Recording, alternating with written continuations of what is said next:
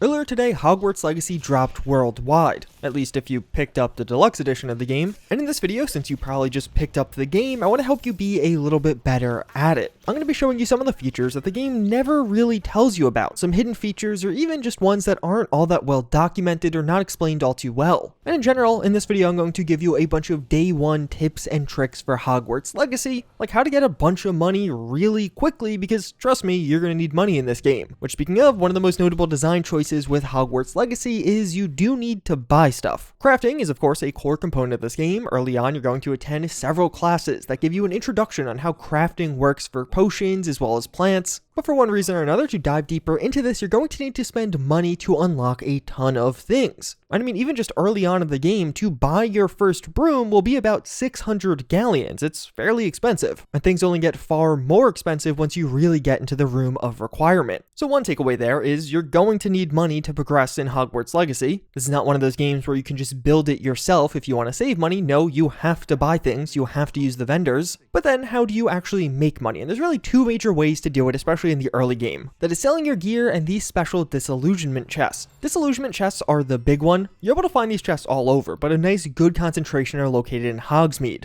And the way these chests work, and you can tell it's one of them because they have the big eye on the front, is you have to be invisible to actually open them. So simply use your invisibility spell, you'll get this very early on into the game as a part of the main story, and sneak up to one of these chests and you'll be immediately able to get 500 galleons, 500 of the in-game currency. This is a huge boost, and right around Hogsmeade, if you just run around and do this, you could actually get several thousand galleons really quickly. And although you may be tempted to immediately run to one of the clothing vendors, upgrade all of your gear, you probably shouldn't do that, save for your broom as well as a lot of the other stuff for your room of requirement. And the other major and consistent way to make money in Hogwarts Legacy is selling your gear, which you definitely should be doing. Although you're able to destroy your gear just freely in Hogwarts Legacy, it doesn't actually break down into any crafting components. You're just literally deleting it and getting nothing. So when you find gear in Hogwarts Legacy, look to see if it has better stats than your currently equipped gear, and if it doesn't, it is literally useless to you. Well, useless outside of just being sold to a vendor. As you loot gear in this game, it's automatically added into the transmog system. You can access the transmog system by just highlighting some piece of gear in your inventory, then you can see all of the different styles you can select for it. It's pretty simple. Basically, the piece of gear you have equipped, you'll use the stats of, but you could change the appearance of it at any point you'd like to. And this is also how you're going to gain access to some of those pre-order bonuses. As soon as you gain access to the main menu in-game, you can immediately change the appearance of all of your gear to the Dark Arts pack if you want to. Although if you are looking for the Thestral mount, which I imagine many of you are, you're going to have to do the side quest for Natsai Onai. And even another little cool option, you can put your hood up on your robe at any point if you'd like. There's 4 different tiers of gear in Hogwarts Legacy. Green is the lowest, blue is superb, extraordinary gear is purple, and orange is the legendary gear. The offensive stats are the main thing you're going to want to pay attention to, especially in the first half of the game, but as you get to the later half, you'll be able to assign traits to your gear. And it's pretty simple. Basically, blue can have tier 1 traits, purple can have tier 2 traits, and legendary gear can have tier 3 traits, which of course are going to be the best. So basically, sell your gear and make sure you actually loot these little eye chests, but you have to sneak up to them because that's how you're going to be making money in this game. Although, since one of the main ways to make money is looting gear, you might want some more inventory space, and the way you're going to do this is by completing Merlin puzzles. These are scattered all throughout the map, and you're going to gain access to these via a main quest. It'll happen a few hours in as you do a quest with Natsai Onai, and then from there you can do these puzzles freely, and as you complete several of them, you'll gain more inventory slots, which is very handy. This is one of the things in particular that is good to do early on, so it'll pay dividends across the entire game. But something else that'll pay dividends across the entire game is messing with some of the settings. The default camera sensitivity options in Hogwarts Legacy are just kind of bad. This particularly if you're playing with a controller, but a way to hugely improve movement in panning is to turn camera acceleration all the way down and turn camera sensitivity all the way up, or at least very high.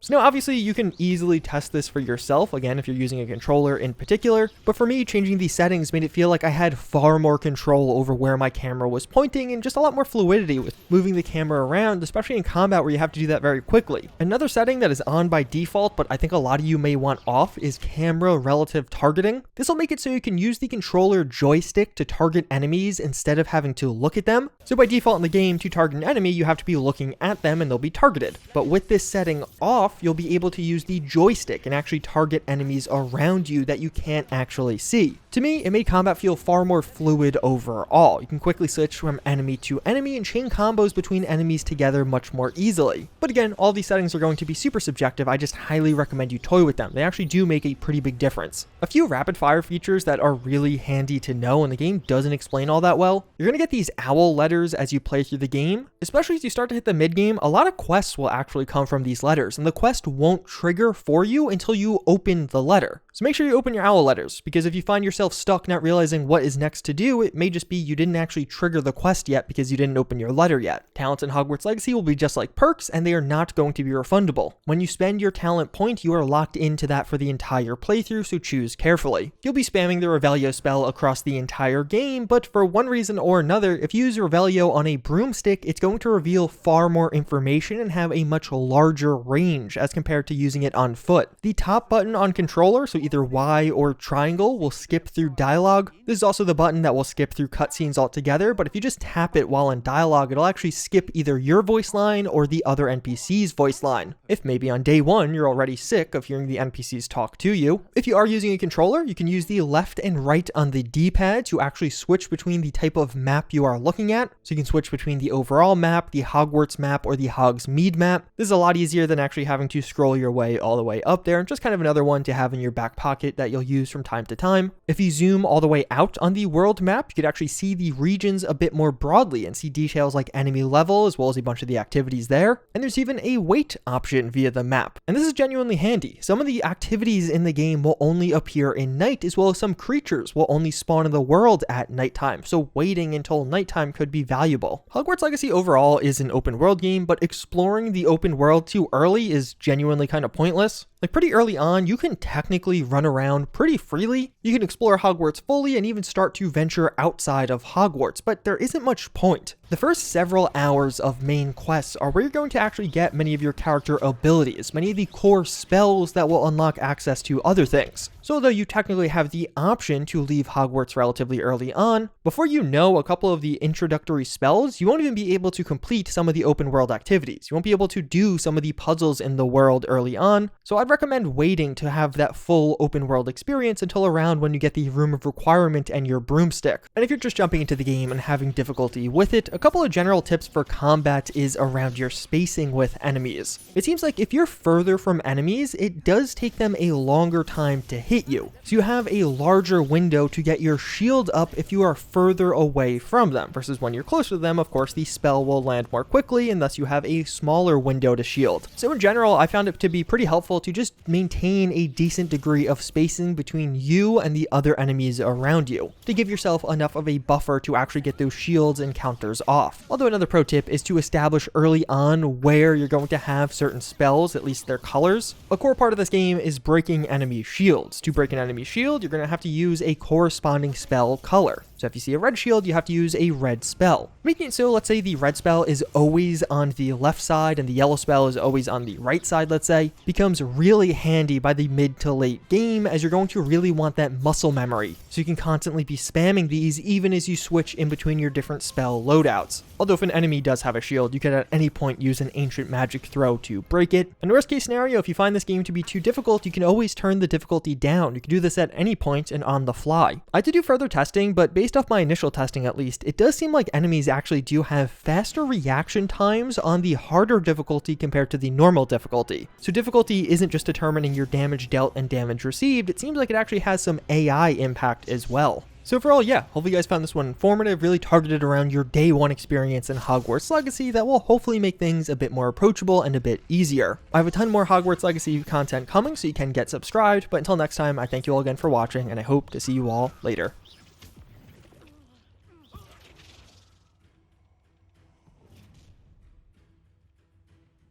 I'll watch the light go out of your eye.